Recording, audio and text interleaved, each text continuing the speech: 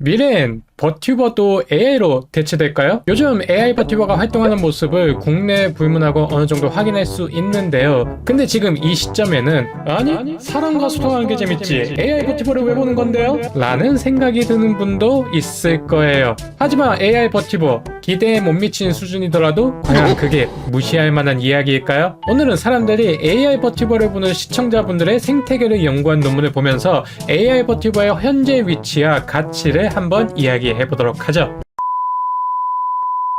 올해 HCI 분야에서 제일 권위가 높은 학회인 카이에서 AI 버튜버를 보는 시청자의 경험들을 연구한 논문이 발표가 되었습니다. 버튜버 관련 연구가 올해 카이에서는 한 편밖에 발표되지 않았다는 것이 조금 아쉽기는 하지만 그래도 이렇게 발표된 게 어딘가요? 한번 확인해 보도록 하죠. 논문 제목은 My Favorite Streamer is LLM Discovering, Bonding and Co-Creating in AI VTuber Fandom. 조금 헷갈리는 단어가 있어서 의역하자면 내 최애 스트리머는 LLM이에요.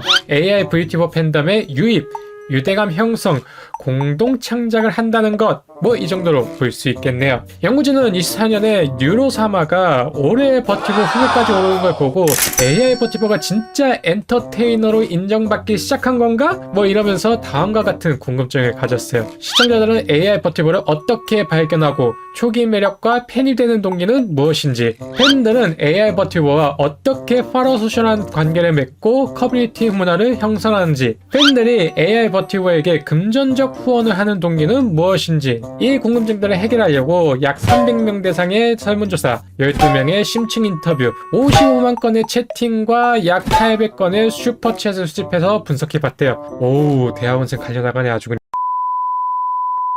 자, 바로 결과를 확인해보죠. 첫 번째 궁금증에 대한 결과는요. 먼저 대부분의 시청자들은 유튜브 알고리즘 추천으로 처음 접했다고 해요. 아, 역시 알고리즘인가? 하지만 그와 동시에 대부분의 시청자가 AI와 시청자 사이에 예측 불가능하고 즉흥적인 상호작용을 통해 매력을 느끼게 됐다고 해요. 그리고 EV유료의 세링일 방송에서 뭐 같이 기념한 게 있었나봐요? 그런 이제 감동적인 그런 사건들을 겪으면서 뉴로사마에 대해 로열티를 느끼기 시작하고, 이 뉴로사마가 감정이 있는지도 계속 살펴보고 뉴로사마를 단순히 AI가 아닌 의인화를 하면서 사람처럼 여기면서 깊은 유대감을 형성하기 시작했다고 해요. 쉽게 얘기하면은 AI 버튜버와 대화하는 게 신기해서 들어갔더니 예상치 못한 감동적인 순간들을 느끼며 방송에 대한 애정 같은 게 생기고, 결국에는 AI 버튜버를 실제 사람처럼 생각하며 친해지는 형태가 되는 그런 과정을 띈다고 볼 수 있겠네요.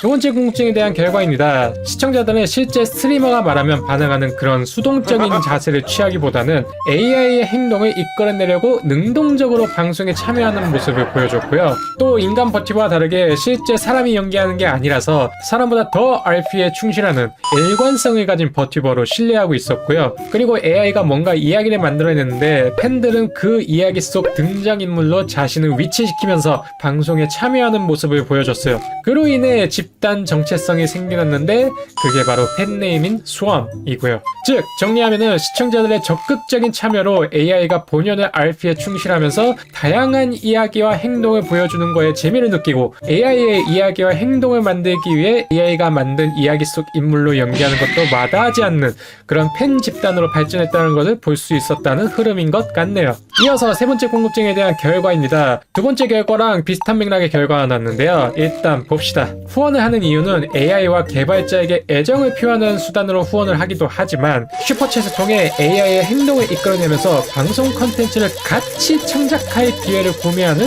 그런 모습을 띈다고 하고요. 사람이 연기하는 버튜버의 경우에는 스트리머의 행동에 따라 후원으로 반응하는 경우가 대부분이지만 AI 버튜버는 그 반대예요. 두 번째 결과처럼 AI의 행동을 이끌어내기 위해 능동적으로 슈퍼챗을 쏘는 경우가 대부분이었어요. 그래서 AI에게 지시하고 방송 컨텐츠를 어느 정도 영향을 끼칠 수 있다는 점에서 일반 버튜버나 스트리머보다 후원 가치가 높다고 판단되는지 유료 전환율이 인간 버튜버보다 더 높다고 나왔어요. 일반적인 버튜버는 시청자가 후원을 해도 방송의 중심이 버튜버, 스트리머에게 있지만 AI 버튜버는 방송의 중심이 버튜버에서 시청자에게 이동할 수 있다는 점이 크나큰 가치 차이로 볼 수 있겠죠. 이렇게 보니 일반 버튜버와 AI 버튜버의 시청자 경험은 극명하게 갈립니다.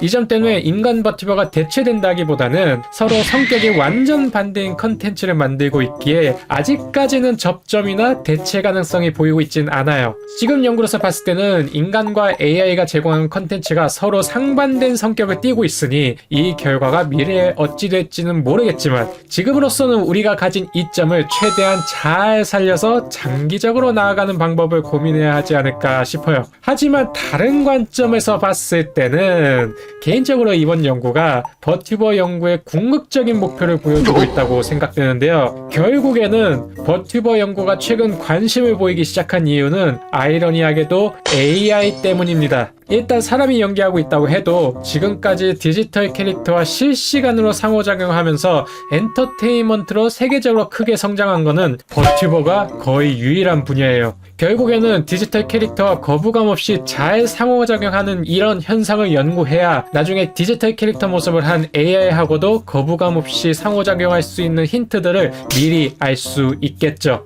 그래서 이번 연구도 그런 방향으로 더 다가간 게 아닌가 싶어요. 논문에서도 이 연구가 인간과 AI 사이의 엔터테인먼트 관계를 어떻게 구축하는지를 제시했다는 거에 의의를 두고 있다고 언급하고 있죠. 과연 우리의 버튜버 문화는 어떻게 될까요? AI가 하나의 문화를 창조할까요? 아님 우리의 문화를 잡아먹을까요? 아직은 모르겠지만 저로서는 그 답이 미래에 있다는 사실 때문에 오히려 미래가 더욱더 기대되는 것 같네요.